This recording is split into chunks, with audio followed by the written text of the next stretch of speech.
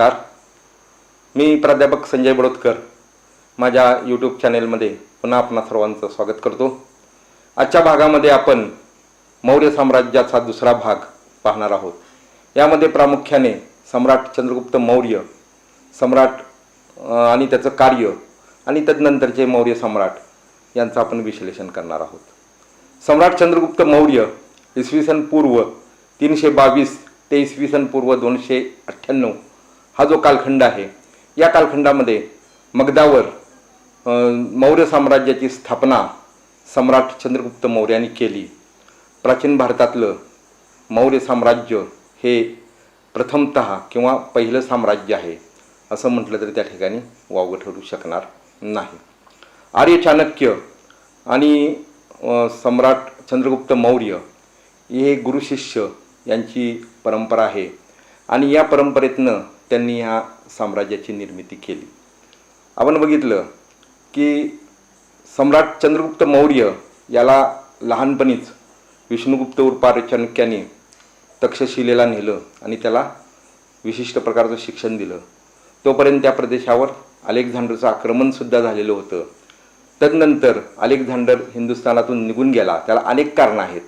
त्यापैकी मगध साम्राज्याचं असणारं मोठं सैन्यबळ हे देखील एक कारण होतं आणि त्याला घाबरून अलेक्झांडर पूर्वेकडे म्हणजे मगधाकडे गेलेला नव्हता, हे एक कारण आहे. त्याच पद्धतीने सम्राट अलेक्झांडर हिंदुस्थानातून निघून गेल्यानंतर त्या वायव्य सरहद्द प्रांतामध्ये पुन्हा एक राजकीय गोंधळ त्या ठिकाणी निर्माण झाला. त्यांनी त्या ठिकाणी ग्रीक अधिकारी नियुक्त केलेले होते. फिलिप नावाच्या ग्रीक अधिकाऱ्याचा खून झाला आणि त्याचा फायदा घेऊन सम्राट चंद्रगुप्त मौर्य आणि आर्य चाणक्य यांनी त्या ठिकाणी मुक्तिसेना निर्माण केली. आर्य चाणक्यांनी तर ठरवलेलंच होते की धनानंदाचा नाश करायचा आणि त्या ठिकाणी नवीन साम्राज्य मगधामध्ये जे राष्ट्रवाद ज्याच्या अंगामध्ये आहे किंवा ज्याच्या मनामध्ये राष्ट्रवाद भिनलेला आहे असा सम्राट त्या ठिकाणी नियुक्त करायचा आणि तो सम्राट चंद्रगुप्त मौर्याच्या रूपानं त्यांनी निर्माण केलेला होता. वायव्य सरहद्द भागामध्ये जे काही छोटी गणराज्य होती त्या गणराज्यांचं एकीकरण केलं. त्यांच्यामध्ये राष्ट्रवादाची भावना निर्माण केली. त्यांच्यातनं एक मुक्तिसेना तयार केली आणि सम्राट चंद्रगुप्त मौर्य आणि चाणक्य हे पूर्वेकडे म्हणजे मगधाकडे त्यांनी वाटचाल सुरू केली. यावेळेस मगधाची स्थिती काय होती तर मगधाची स्थिती अत्यंत जीर्ण आणि विदीर्ण झालेली होती. संपूर्ण साम्राज्य पोखरलं गेलेलं होतं. धनानंदासारखा भ्रष्ट अनीतिमान सम्राट त्या ठिकाणी साम्राज्यावर होता. अधिकारी वर्गाचं वर त्याचं नियंत्रण नव्हतं आणि याचा फायदा आर्य चाणक्यांनी घेतला आणि त्यांनी त्या साम्राज्याला पोखरण्यास सुरुवात केली. संपूर्ण साम्राज्यामध्ये आर्य चाणक्यांनी त्यांची स्वतःची माणसे त्या ठिकाणी पेरली आणि चंद्रगुप्ताच्या मदतीने त्या ठिकाणी त्या साम्राज्याचा पूर्णपणे विनाश केला. त्या ठिकाणी प्रत्यक्ष ज्यावेळेस पाटलीपुत्रावर आर्य चाणक्य आणि सम्राट चंद्रगुप्त मौर्याने जे आक्रमण केलं इसवी सन पूर्व 322 त्यावेळेस धनानंदाचा पूर्णपणे पाडाव झाला आणि त्याचं साम्राज्य पूर्णपणे नष्ट झालं. मगधावर एक क्षत्रिय अंमल हे सम्राट चंद्रगुप्त मौर्याचा प्रस्थापित झाला. संपूर्ण मगधावर अंमल प्रस्थापित झाल्यानंतर कोसल, त्याचप्रमाणे उत्तर हिंदुस्थानातली अनेक राज्य मथुरा, नागसेन, गणपतीनाग इत्यादी अनेक राज्य आणि त्या ठिकाणी असणारे राजांचा पराभव पुढच्या कालखंडामध्ये सम्राट चंद्रगुप्तांनी केला. संपूर्ण मगधाच्या नियंत्रणाखाली संपूर्ण आर्यावर्त ज्याला आपण म्हणतो म्हणजे नर्मदेच्या खोऱ्यापर्यंत, बंगालपासून ते इकडं गुजरातपर्यंत, भडोचपर्यंत आणि मध्ये नर्मदेच्या खोऱ्यापर्यंत आणि हिमालयापासून हा जो संपूर्ण आर्यावर्ताचा प्रदेश आहे त्या आर्यावर्ताच्या प्रदेशावर एकछत्री अंमल निर्माण केला आणि सम्राट चंद्रगुप्त मौर्याचं मौर्य साम्राज्य त्या ठिकाणी प्रस्थापित झालं. तदनंतर सम्राट चंद्रगुप्त मौर्याने दक्षिण हिंदुस्थानवर आक्रमण केलं. दक्षिण हिंदुस्थानातील 12 राज्यांचा त्यांनी त्या ठिकाणी पराभव केला आणि त्या ठिकाणी त्यांची राज्य त्यांना परत देऊन त्यांच्यावर अधिसत्ता निर्माण करून मौर्य साम्राज्य पूर्ण दक्षिण आणि उत्तर भारतावर त्यांनी स्थिर केलं. तदनंतर काय झालं, इसवी सन पूर्व 305 मध्ये अलेक्झांडरचा एक सेनापती होता, तो बॅक्ट्रियामध्ये राज्य करीत होता, त्याचं नाव सेल्युकस निकेटर. त्यांनी हिंदुस्थानवर आक्रमण करण्याची तयारी केली. तो सिंधू नदीच्या उत्तर तीरापर्यंत आला. परंतु अलेक्झांडरच्या वेळेसची परिस्थिती आणि आताची परिस्थिती याच्यामध्ये जमीन आसमानचा फरक होता. आता हिंदुस्थानवर मौर्य साम्राज्याचं एक छत्री अंमल प्रस्थापित झालेला होता आणि सम्राट चंद्रगुप्त मौर्यासारखा महान पराक्रमी आणि महान योद्धा त्या ठिकाणी शासक होता. सम्राट चंद्रगुप्त मौर्याने प्रचंड लष्कर घेतलं आणि सिंधू तीरावर गेला. सेल्युकस निकेटर या ग्रीक सेनानीचा प्रचंड असा पराभव सम्राट चंद्रगुप्त मौर्याने केला. त्यानंतर त्या दोहोंमध्ये एक उभयता एक तह झालेला आहे आणि या तहानुसार हिंदुस्थानच्या बाहेरचा काबूल, हिरात, बलुचिस्तान हा जो प्रदेश आहे बॅक्ट्रियन ग्रीकांच्या ताब्यात असलेला, हा प्रदेश मौर्य साम्राज्याला मिळाला. त्याचप्रमाणे सम्राट चंद्रगुप्त मौर्याला ग्रीक सेनानी सेल्युकस निकेटर यांनी आपली कन्या हेलेना हिचा विवाह सम्राट चंद्रगुप्त मौर्याबरोबर केला. सम्राट चंद्रगुप्त मौर्याने देखील 500 हत्ती सेल्युकस निकेटरला या प्रसंगी भेट दिली अशी उल्लेख अनेक ग्रंथांमधून मिळतात. त्यानंतर मौर्य दरबारामध्ये जो तह झाला त्या तहानुसार मौर्यांच्या दरबारामध्ये मॅगेस्थेनिस नावाचा ग्रीक वकील यांनी वास्तव्य केलं आणि त्यांनी इंडिका नावाचा ग्रंथ लिहिला, हे आपण मागं पाहिलेलंच आहे. त्यानंतर अशा रीतीने सम्राट चंद्रगुप्त मौर्याने केवळ हिंदुस्थानवरच साम्राज्य केलं असं नाही, तर हिंदुस्थानच्या बाहेरचा जो प्रदेश आहे ह्या हिंदुस्थानच्या बाहेरच्या प्रदेशावर मौर्य साम्राज्याचा अंमल प्रस्थापित झाला.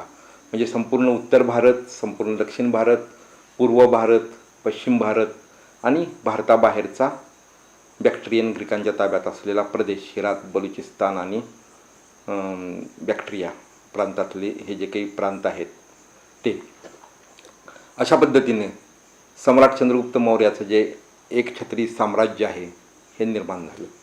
सम्राट चंद्रगुप्त मौर्यांचा अंत इसवी सन पूर्व 298 मध्ये झाला. तदनंतर त्याचा मुलगा सम्राट बिंदुसार हा त्या ठिकाणी सम्राट झाला. सम्राट बिंदुसार हा देखील पित्याप्रमाणे पराक्रमी होता. पित्याचं साम्राज्य त्यांनी व्यवस्थित त्याचा सांभाळ केला. एवढंच नाही तर सर्व साम्राज्याचा व्यवस्थित सांभाळ करून त्या साम्राज्यामध्ये वृद्धी करण्याचा देखील त्यांनी प्रयत्न केला. ग्रीक वकील डायोनिसस हा त्याच्या दरबारात होता. त्याचप्रमाणे आर्य चाणक्य हा देखील त्याचा काही काळ मंत्री असावा तसे उल्लेख आलेले आहेत. त्याचप्रमाणे ग्रीकांनी त्याचं अमित्रघात म्हणून नोंद केलेली आहे. अमित्रघात याचा अर्थ शत्रूवर वचक ठेवणारा. यावरून तो पित्याप्रमाणे पराक्रमी होता हे आपणाला दिसून येतं. सम्राट बिंदुसारचा मृत्यू इसवी सन पूर्व 272 मध्ये झाला आणि तदनंतर इसवी सन पूर्व 272 पासून इसवी सन पूर्व 266 पर्यंत सम्राट अशोक हा मौर्य साम्राज्याच्या गादीवर आला किंवा मौर्यांचं जे पूर्ण साम्राज्य आहे ते सम्राट अशोकाने ताब्यात घेतलं. तसं पाहिलं तर सम्राट अशोक हा सम्राट बिंदुसारचा प्रथम पुत्र नव्हता किंवा ज्येष्ठ पुत्र नव्हता.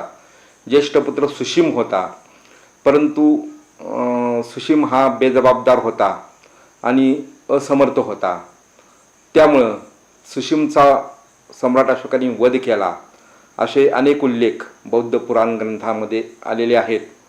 आणि त्याच्यानंतर सम्राट अशोकाने त्याचा वध करून इतरही सर्व भावांचा त्यांनी कत्तल किंवा वध करून रक्तरंजित असा इतिहास सम्राट अशोकाचा प्रारंभीचा आहे आणि सर्व भावांची कत्तल करून तो त्या ठिकाणी गादीवर आला असे उल्लेख बौद्ध ग्रंथांमध्ये आलेले आहेत. सम्राट अशोक हा मौर्य कालखंडामध्ये अतिशय महान सम्राट त्या ठिकाणी होऊन गेलेला आहे. सम्राट अशोकाने प्रारंभी जरी आपल्या भावांची कत्तल करून त्यांनी सत्ता प्रस्थापित केलेली असली तरी उत्तर आयुष्यामध्ये सम्राट अशोकाचं जे आयुष्य आहे हे एकदम बदललेलं आपणास दिसून येतं. त्याला कारणही तसंच घडलं. कलिंग नावाचा देश हा अजून मौर्य साम्राज्यात त्यावेळेस येत नव्हता. त्या ठिकाणी स्वतंत्र अशी राज्यसत्ता अस्तित्वात होती आणि सम्राट अशोकाने कलिंगवर आक्रमण करायचं ठरवलं. कलिंग म्हणजे आजचा ओरिसा आणि पूर्व किनारपट्टीचा प्रदेश. या कलिंगवर सम्राट अशोकांनी आक्रमण केलं. प्रचंड फौज घेऊन कलिंगच्या मोठ्या त्या प्रशस्त अशा मैदानावर फार मोठी लढाई झाली. अंतिमतः विजय सम्राट अशोकाचा झाला. परंतु या युद्धामध्ये लाखो लोकांना त्या ठिकाणी प्राण गमवावे लागले. हजारो लोक त्या ठिकाणी जखमी झाले. अनेक स्त्रियांचा त्या ठिकाणी आक्रोश सम्राट अशोकांनी पाहिला. जगाच्या इतिहासात असं पहिलंच उदाहरण आहे की एखाद्या पराभूताबद्दल जो काही विजेता आहे त्यांनी त्या ठिकाणी शोक व्यक्त केलेला आहे. तो म्हणजे सम्राट अशोक.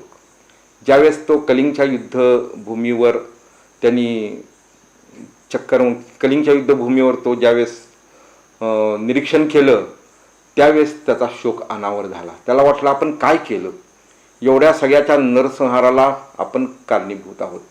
जरी आपला विजय झालेला असला तरी आपण काय मिळवलं असे विचार त्याच्या मनात येऊ लागले. त्या ठिकाणी उपगुप्त नावाचा बौद्ध भिक्षू त्याला भेटला आणि सम्राट अशोकाचं मन अहिंसेकडे आणि बौद्ध धर्माकडे आकर्षित होऊ लागलं. त्यांनी बौद्ध धर्माचा स्वीकार केला आणि पुढचा जो सम्राट अशोक आहे हा एकदम बदललेला आपणास दिसून येतो.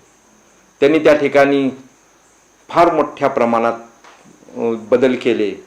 अनेक लोकोपयोगी कामं केली. मोठमोठे हमरस्ते बांधले त्यांनी. पूर्वेपासून म्हणजे तक्षशिलेपासून ते पाटलीपुत्रापर्यंत एक हमरस्ता बांधला. त्याचप्रमाणे उज्जैनपर्यंत एक हमरस्ता बांधला. त्याचप्रमाणे एक विदर्भापर्यंत हमरस्ता बांधला. असे अनेक हमरस्ते बांधले. त्या हमरस्त्यांवर अनेक धर्मशाळा त्यांनी बांधल्या की ज्या ठिकाणी यात्रेकरूंना उतरण्याची सोय होत होती. त्याच ठिकाणी त्याच मार्गांवर त्यांनी हॉस्पिटल्स किंवा दवाखाने उघडले. पशुवैद्यकीय दवाखाने उघडले. रस्त्याच्या दोन्ही बाजूस त्यांनी अनेक मोठमोठे वृक्षांची लागवड केली. प्रजेच्या हिताची त्यांनी फार मोठी काळजी घेतली की प्रजा ही माझे पुत्र आहेत किंवा मी प्रजेचा पिता आहे अशी भावना त्याच्यामध्ये निर्माण झाली. आणि याप्रमाणे पितृवत्सल असा अशोक बनला. अहिंसक अशोक बनला. बौद्ध धर्माचा उपासक अशोक बनला. आणि त्यांनी अनेक लोकोपयोगी कामं केली. अनेक स्तूपांची त्यांनी निर्मिती केली. सांचीचा स्तूप हा सम्राट अशोकांनी बांधलेला आहे. तसे अनेक स्तूप हिंदुस्थानमध्ये त्यांनी बांधले. कलिंगचा शिलालेख मी मगाशी सांगितल्याप्रमाणे आजही आपणाला पाहायला मिळतो. त्या शिलालेखावर अशोकाने त्या ठिकाणी त्याचं शोक व्यक्त केलेला आहे. त्याचप्रमाणे त्यांनी अनेक आलेख कोरवले. सुनारच्या दगडी खाणीतनं दगड घडवले आणि पेशावरपासून ते कलिंगपर्यंत त्यांनी अनेक ठिकाणी त्या स्तंभांवर धर्माज्ञा कोरवल्या आणि प्रजेला फार मोठा उपदेश केला. बौद्ध धर्माचं 3री जागतिक धर्म परिषद सम्राट अशोकांनी भरवली. आणि एवढंच नाही तर बौद्ध धर्माचा प्रसार हिंदुस्थान बाहेर त्यांनी केला. प्रथमतः सम्राट अशोकाचा मुलगा महेंद्र आणि मुलगी संगमित्रा हे श्रीलंकेत गेले आणि त्यांनी त्या ठिकाणी बौद्ध धर्माची दीक्षा दिली. तदनंतर त्यांनी अनेक भिक्षू अफगाणिस्तान, इजिप्त, सिरिया इथपर्यंत पाठवले आणि त्या ठिकाणी बौद्ध धर्माचा प्रसार आणि प्रचार सम्राट अशोकांनी केला. आणि यापुढचा सम्राट अशोक म्हणजे एक धर्म विजय केलेला सम्राट अशोक आणि भारतीय संस्कृतीची पूर्ण छाप संपूर्ण जगावर पाडणारा एक महान सम्राट, महान विजेता म्हणून त्याच्याकडं पाहावं लागेल. धन्यवाद.